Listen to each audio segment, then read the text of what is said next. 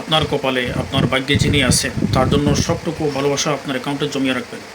আপনি জানেন আপনার বৈবাহিক জীবনে একজন সঙ্গিনী আসবে, কিন্তু আপনি এখন থেকে যদি কোথাও প্রেমের নামে অবৈধ সম্পর্ক করেন, অবৈধ রিলেশন করেন, হারাম সম্পর্ক স্থাপন করেন, তাহলে দিন শেষে আপনি আপনার হবু স্ত্রীর সাথে বিশ্বাসঘাতকতা করলেন।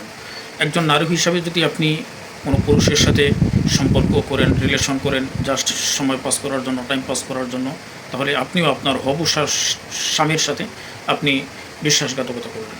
এটা আপনার ভবিষ্যৎ জীবনকে অসুখী করে দিবে, আপনার পরবর্তীতে আপনার সংসার জীবনকে বিশৃঙ্খলার দাবানলে জ্বালিয়ে পুড়ে সারখার করে দিবে।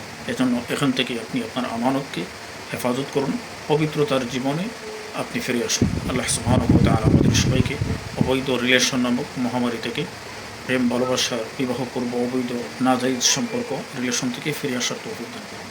আসসালামু আলাইকুম ওয়া রাহমাতুল্লাহি ওয়া বারাকাতুহু।